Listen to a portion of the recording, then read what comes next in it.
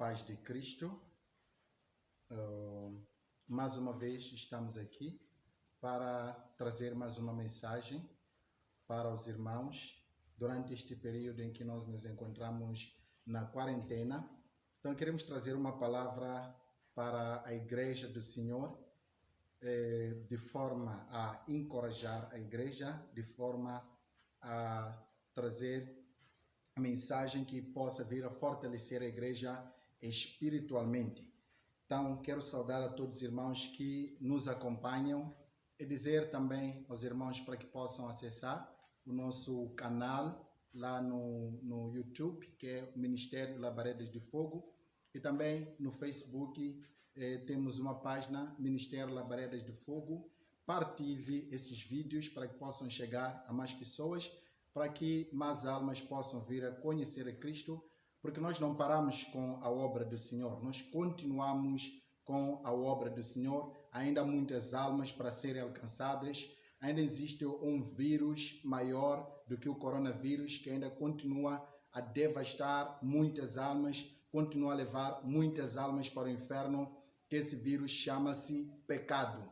Então, nós precisamos pregar às pessoas, precisamos evangelizar, vamos usar as plataformas virtuais, vamos usar as redes sociais para poder espalhar esta mensagem, para fazer chegar esta mensagem a todas as pessoas que ainda não conhecem a Cristo, e também fazermos chegar esta mensagem aquelas pessoas que conhecem a Cristo e que precisam de ser fortalecidas com a palavra de Deus.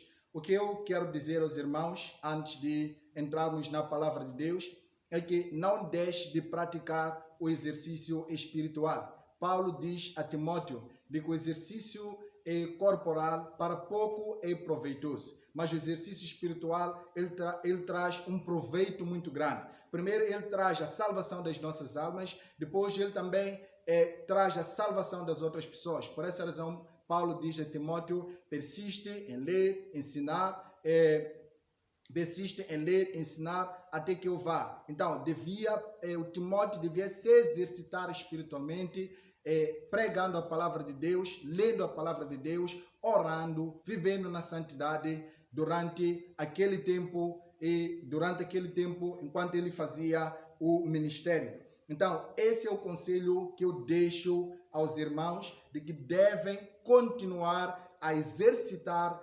espiritualmente, a ler a palavra de Deus, a orar em família, fazer um culto familiar, adorar a Deus, glorificar a Deus, obedecendo, claro, as medidas que nos são colocadas, mas não deixe a sua alma morrer. Não deixe a sua alma morrer espiritualmente, porque isso não nos foi impedido cultuar a Deus. Mas nós agora não podemos nos encontrar num ajuntamento, mas nós podemos cultuar a Deus em casa, com a família, tendo comunhão com Deus, porque Deus trabalha na família. Então, neste momento nós queremos ouvir a palavra de Deus, e eu trago aqui uma mensagem no livro de Joel, onde Joel fala de um assunto muito importante e que pode nos trazer algumas respostas muito importantes com relação a esta situação que nós estamos passando. Porque nós devemos sempre, quando passamos por alguma coisa, buscar na palavra de Deus o que nós devemos fazer, o que a palavra de Deus diz com relação a este assunto. Então, nós observamos a palavra de Deus e aí nós temos a resposta da parte de Deus. O mundo não pode nos dar a resposta na área espiritual. Eles podem nos dar alguma resposta na área física, mas nós sabemos que o nosso Deus é conhecedor de todas as coisas. Então, por essa razão, nós precisamos ir nas Escrituras. Amém. Então, graças a Deus tenho este costume de dizer amém, por essa razão que eu disse isso. Então, nós queremos ver a palavra de Deus no livro de Joel, a mensagem de Joel para os nossos dias. Então, nós encontramos uma situação idêntica é que aconteceu naquele tempo de Joel e nós podemos, através dela, nos situar e tirarmos algumas lições importantes para sabermos o que podemos fazer num tempo de crise, o que podemos fazer num tempo de pandemia, o que podemos fazer num tempo de angústia, de tribulações e de várias coisas que podem assolar a nossa vida física, espiritual, financeira, econômica, social. Então, neste momento vamos brevemente orar diante de Deus, pedir para que Deus possa nos iluminar, possa nos abrir o entendimento para entendermos a palavra de Deus, porque ela é espiritual, ela não é carnal, ela foi inspirada pelo Espírito Santo e só o Espírito Santo é que pode nos dar o entendimento da mesma. Então, estou orando. Soberano Deus, soberano Pai, te dou graça por tudo. Deus eterno, mais uma vez estamos aqui para ouvir a sua palavra, Senhor. Pai da glória, peço que o Senhor me conceda graça para anunciar a tua palavra. Conceda-me graça, Deus eterno, para pregar esta mensagem. Oro, Senhor e Salvador, o Espírito Santo de Deus que possa operar, que possa se revelar, que possa, Deus eterno, nos levar para dentro das Escrituras, no nome santo de Jesus. Fortaleça-me, Senhor, e dê-me entendimento. Revela, meu Pai, para a honra e glória do teu santo nome. Amém. Então, nós vamos ler alguns versículos aqui na palavra de Deus. Vamos ao livro de Joel. Vamos ao livro de Joel e o pequeno profeta Joel, que traz uma grande mensagem. Aqui chama-se pequeno profeta, não porque por causa mas muito mais por causa da mensagem curta que ele trazia. Mas a mensagem tem um peso muito grande. A palavra de Deus diz o seguinte em Joel, capítulo 1. Eu vou ler aqui até dos versículo 4 até o versículo 12. Diz o seguinte a palavra do Senhor. O que o gafanhoto cortador deixou, o gafanhoto peregrino comeu. O que o gafanhoto peregrino deixou, o gafanhoto devastador comeu. O que o gafanhoto devastador deixou, o gafanhoto devorador comeu. Acordem bêbados e chorem.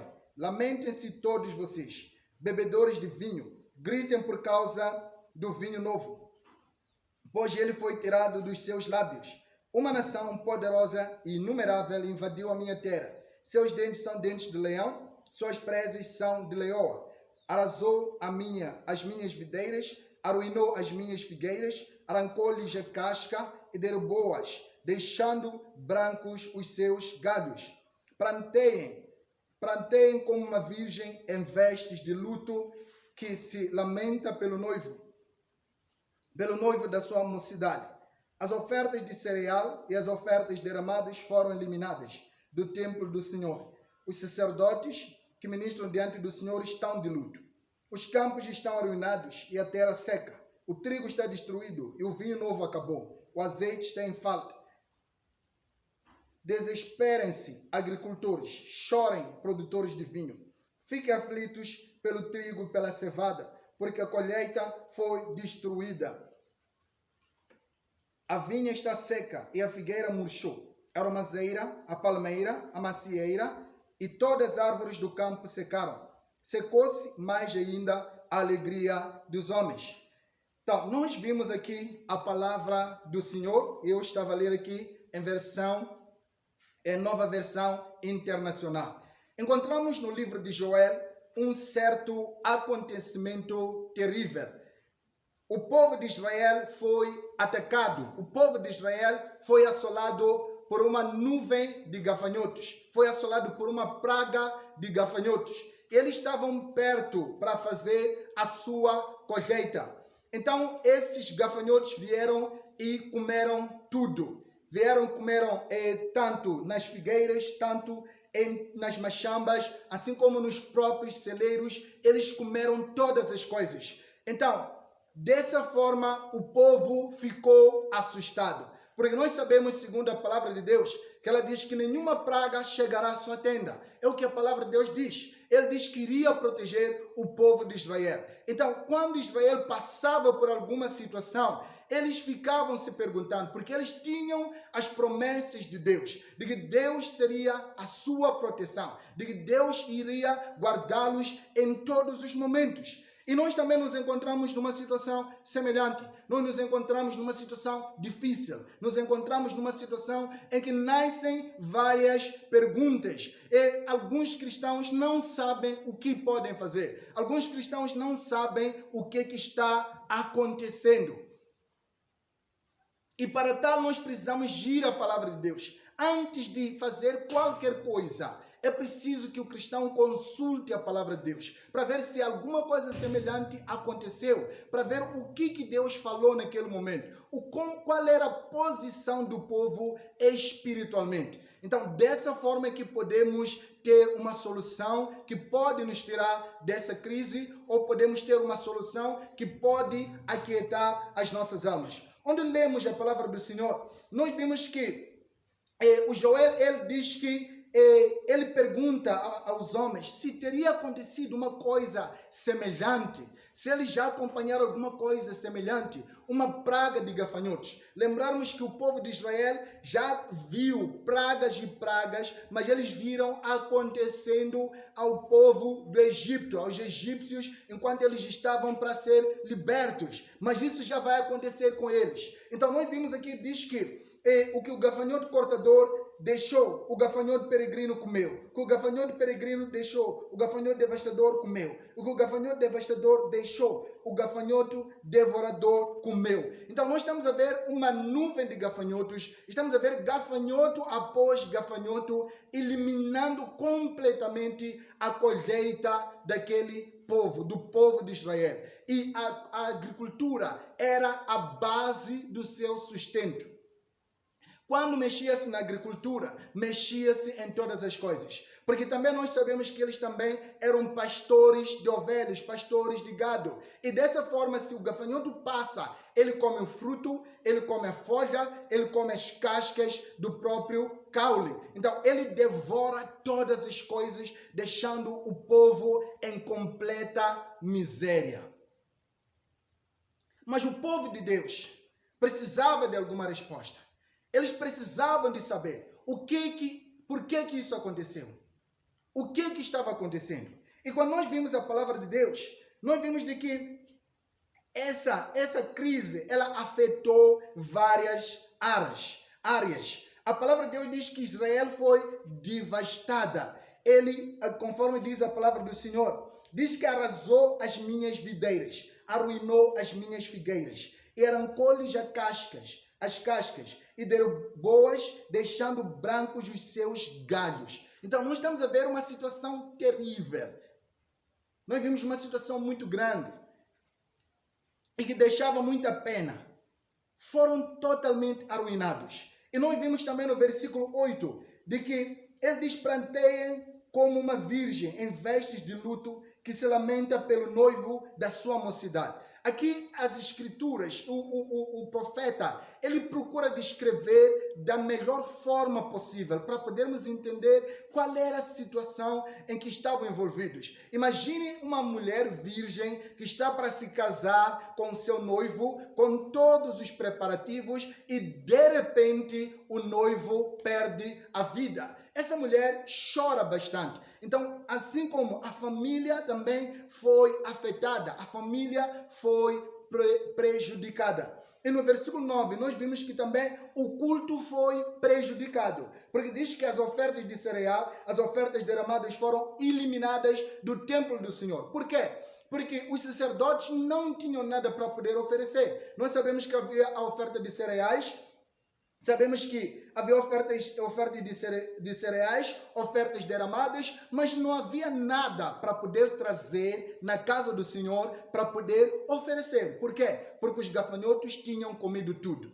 Então, a área também do culto foi afetada. Então, nós ao vermos esta situação, nós podemos tentar comparar com aquilo que está acontecendo hoje. Sabemos que isto já tinha sido profetizado pelo Senhor, de que haveria pandemias, haveria guerras, haveria rumores de guerras, haveria falsos profetas, e esse sinal dos falsos profetas já vem acontecendo desde há muito tempo. O sinal da imoralidade já vem acontecendo desde há muito tempo. E as pragas também, elas vêm acontecendo desde há muito tempo. Então nós vimos que também a área da área do culto foi afetada. E nós vimos que na situação em que nós estamos agora, a área do culto também foi afetada.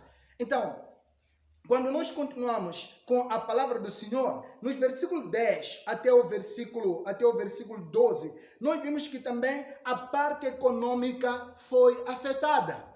Porque nós vimos a palavra do Senhor. Diz que os campos estão arruinados. Diz que a terra está seca. O trigo está destruído. O vinho novo acabou. O azeite está em falta. Então nós vimos também a parte econômica sendo afetada por esta crise que acontece lá no tempo de Joel. Acontece para o povo de Deus. Não aconteceu para qualquer pessoa. Aconteceu para o povo de Deus. Então nós já vimos que a área econômica foi afetada, nós vimos que a área da família foi afetada, nós vimos que a área dos cultos também foi afetada. Então nós vimos a palavra do Senhor. Ele diz que eles deviam chorar. Parte econômica, campos arruinados, terra seca, trigo destruído, vinho novo acabou, azeite em falta. E isso era base para o sustento desses homens. Era base. Imagina não ter nada nem para trazer, para oferecer sacrifício ao Senhor. Então, era uma questão muito difícil. E nos encontramos hoje numa situação muito difícil. Mas o que a palavra de Deus nos diz? Vamos resolver as coisas, mas precisamos ir na palavra de Deus para ver o que a palavra de Deus nos diz. Amém? Então, a palavra de Deus também no versículo 12 diz que secou-se ainda mais a alegria dos homens. Neste tempo em que nós estamos, a alegria dos homens desapareceu. Muitos homens estão preocupados com o que vem amanhã. E isso corta a alegria das pessoas. Imagina se você soubesse que amanhã você vai perder a vida. Você não ficaria alegre. A alegria dos homens foi-se embora. Por quê? Não havia pão.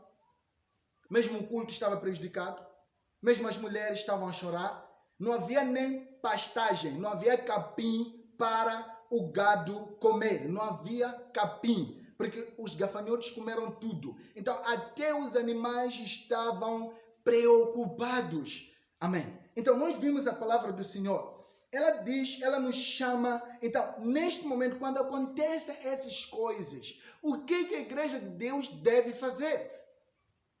Algumas pessoas têm recorrido, logo vão, começam a repreender, mas nós precisamos ir na palavra de Deus para saber por que isso está a acontecer.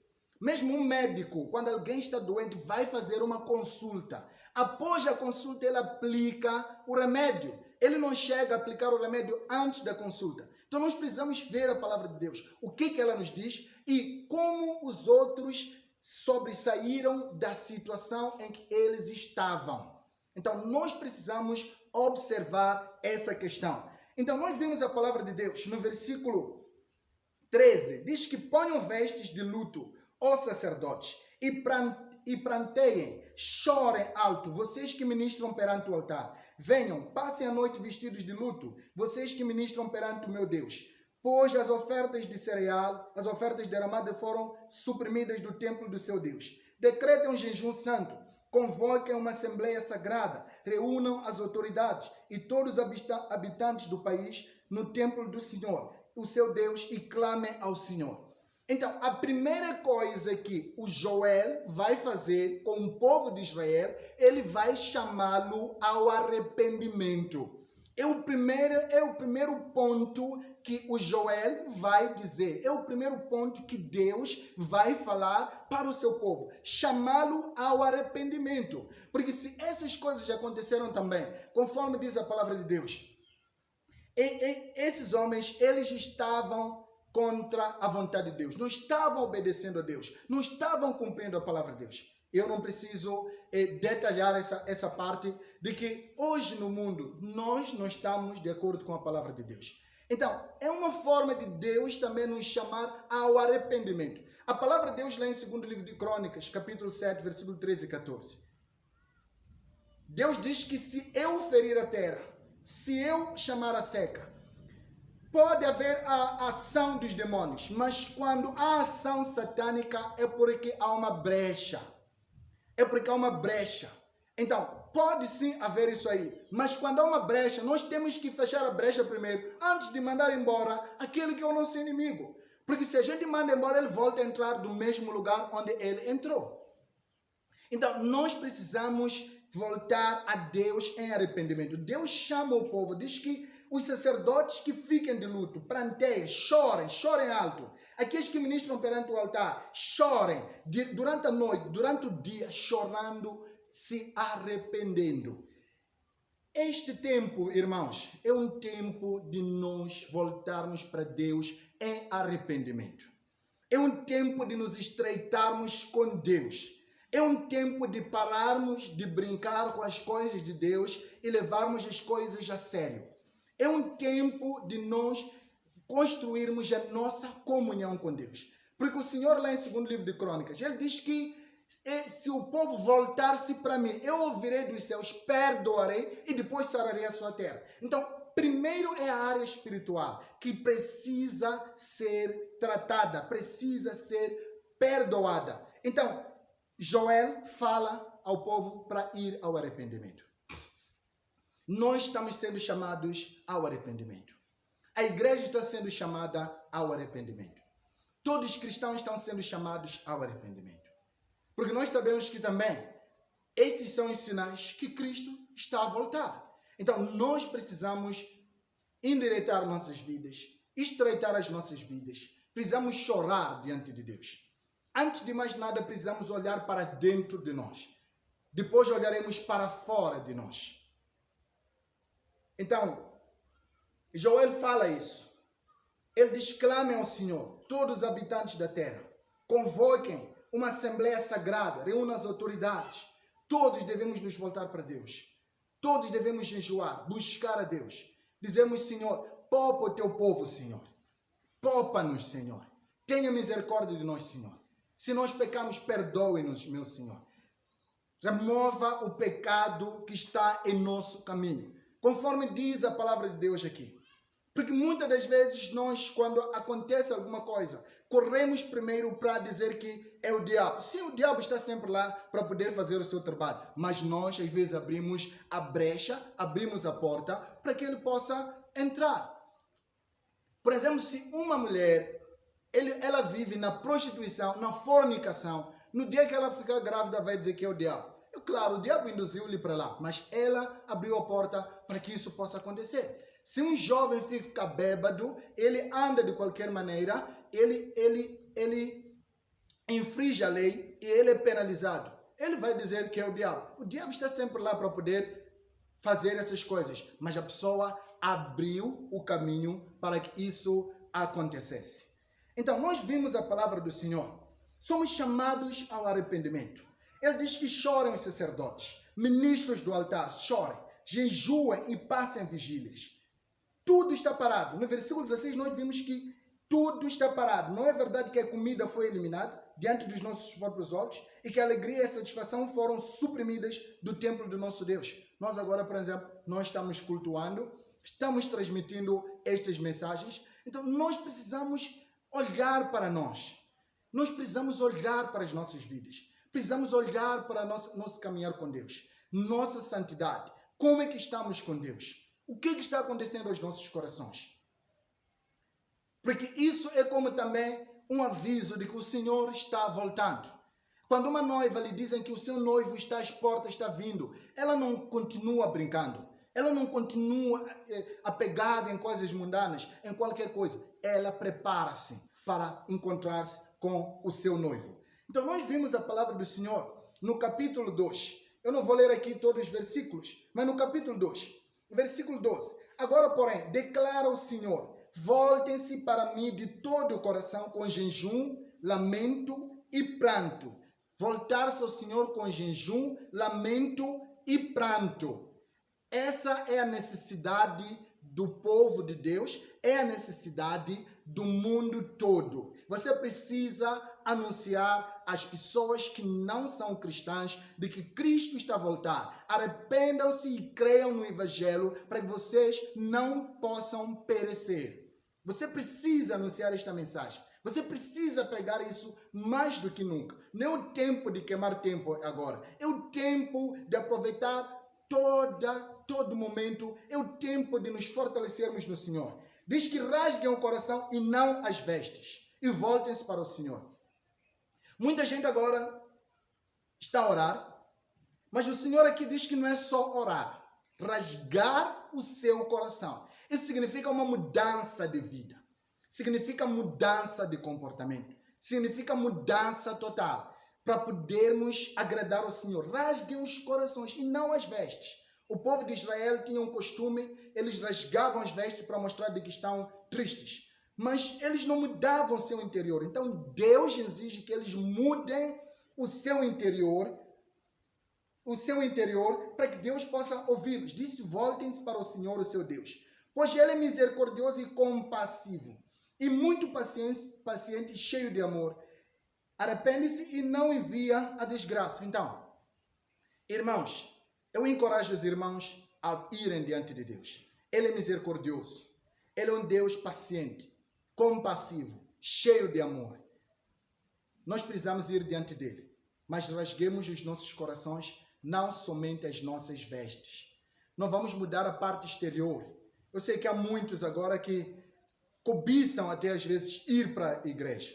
Mas não é só isso, irmão. Comece agora com uma reforma na sua própria vida. Mude de vida. Mude seu estilo de vida. Volte à oração. Volte à palavra. Volte às coisas de Deus. Volte a adorar a Deus. Volte a ler a palavra de Deus. Volte a ser um referencial da glória de Deus. Porque é isso que Deus exige. Não somente uma mudança exterior. Deus não quer simplesmente uma religiosidade que é obediência de regras sem amor. Então ele diz isso aí para que possamos fazer isso.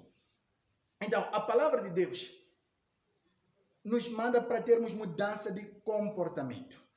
Vimos aqui também, ele diz o seguinte, reúnam o povo, consagrem a assembleia, ajuntem os anciãos, reúnam as crianças. Então estamos a ver que esta questão mobilizou todos, crianças, velhos, adultos, mulheres, todos. Mesmo as crianças que mamavam deviam parar. E a palavra de Deus diz que até o noivo que acaba de casar, devia deixar os seus aposentos. Para podermos entender isto, quando alguém casava em Israel, tinha um ano inteiro que ele ficava em casa, aproveitava da sua lua de mel, mas disse para tudo.